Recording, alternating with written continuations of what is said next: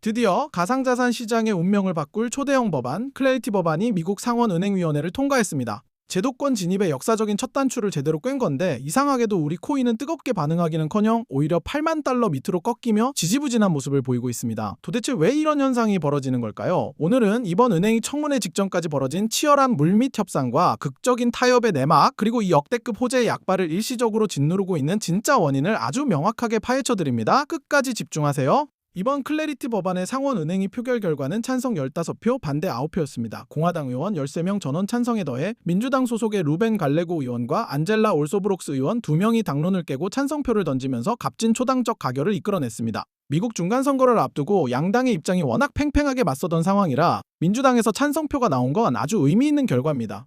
이 표가 가능했던 건 청문회 직전까지 부결이나 연기를 막기 위해 양측이 엄청난 조율과 과감한 양보를 주고받았기 때문입니다.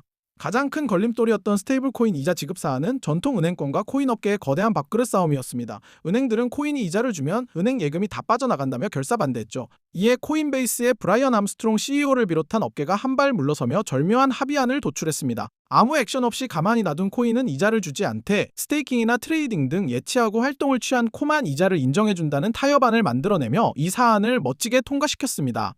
탈중앙화 금융 즉 디파이 조항 역시 정면 충돌했다간 법안 자체가 무산될 위기였습니다. 그러자 친화모합회 성향인 신시아 루미스 의원 측은 법안의 신속한 통과를 위해 과감한 전략적 양보를 선택했습니다. 디파이 개발자들을 보호하는 조항을 이번 클래리티 법안에서 일단 제외하고 향후 본회의 등 다음 단계에서 다시 논의하기로 합의한 것입니다. 청문회 당일 엘리자베스 워런 의원 같은 강경 반대파들이 40개가 넘는 규제 강화 수정안을 쏟아내며 끝까지 회방을 놓았지만 이미 물밑에서 핵심 쟁점들의 타협을 완벽히 끝내놓았기 때문에 워런 의원의 수정안은 민주당 내부에서조차 빈축을 사며 전원 기각되었습니다. 결국 위원회는 잘 조율된 합의안을 바탕으로 단 2시간 반 만에 초고속으로 표결을 마무리 지을 수 있었습니다. 하지만 초대형 호재가 터졌음에도 비트코인 가격이 시원하게 달리지 못하고 정체된 진짜 이유가 바로 여기에 있습니다.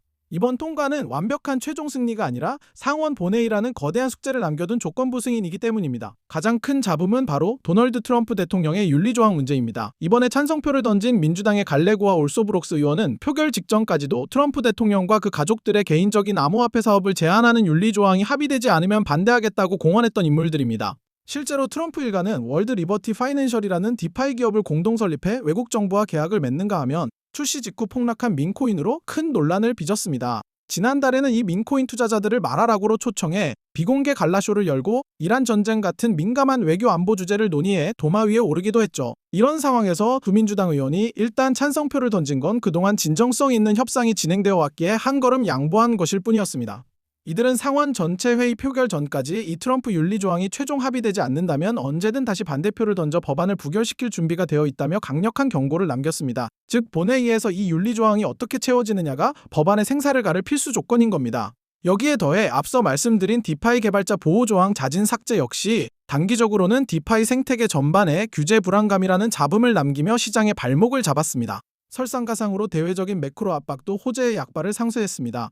최근 발표된 미국의 CPI, PPI 물가지수가 예상을 웃돌고 중동 불안으로 에너지 가격이 치솟으면서 미국의 2년물 국채금리가 4.05%를 돌파하며 1년 만에 최고치를 기록하는 등 국채금리가 폭등했습니다. 시장에서는 12월 추가금리 인상 확률을 44%까지 올려잡으며 공포심리가 확산했죠. 가만히 있어도 미국 정부가 고금리 달러 이자를 안전하게 보장해주다 보니 이자를 주지 않는 비트코인 같은 비수익 자산에서 자금이 일시적으로 묶이거나 이탈하는 현상이 곁다리로 겹치며 하락을 부추긴 것입니다. 하지만 여러분, 눈앞의 정치적 조율 과정과 가격 흔들림에 절대 속으시면 안 됩니다. 저는 클래리티 법안이 결국 초당적으로 통과될 수밖에 없으며 지금의 조정이 하반기 대폭등 전 마지막 기회라고 확신합니다. 첫 번째 근거는 월가의 압도적인 돈의 힘과 로비입니다. 가상자산 업계의 막후 정치 자금 압박은 상상을 초월합니다. 세계 최대 벤처캐피탈 A16G는 이번 중간선거 정치 자금으로 1억 1,500만 달러를 투입했는데 이 중 무려 41.3%인 4,750만 달러를 친코인 로비 단체에 후원했습니다. 코인베이스 CEO 브라이언 암스트롱도 의회를 직접 돌며 적극적인 표 단속을 벌였죠. 이번에 찬성표를 던진 민주당 갈레고 의원 역시 이 단체들로부터 막대한 자금 지원을 받았기에 업계의 눈치를 보지 않을 수 없었던 겁니다. 상원 본회의 통과를 위해 필요한 60표 중 이미 공화당 53표와 민주당 2표가 확보되었으니 월가의 거대한 돈 시프트가 움직이면 나머지 5표를 포섭하는 건 시간 문제입니다.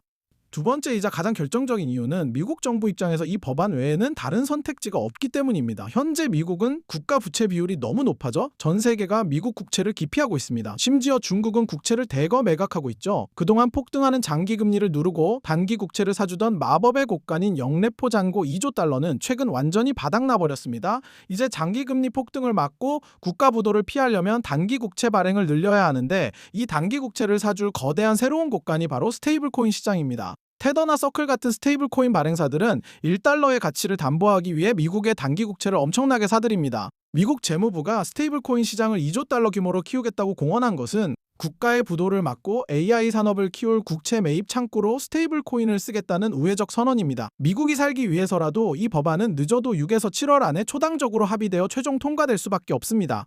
현재 비트코인은 장기 추세의 분수령인 82,000달러 저항선에 막혀 눌림을 받고 있습니다. 선물 시장의 미결제 약점이 워낙 높아서 핵심 지지선인 77,000달러가 깨질 경우 레버리지가 대거 청산되는 도미노 폭락이 순간적으로 깊어질 수 있습니다.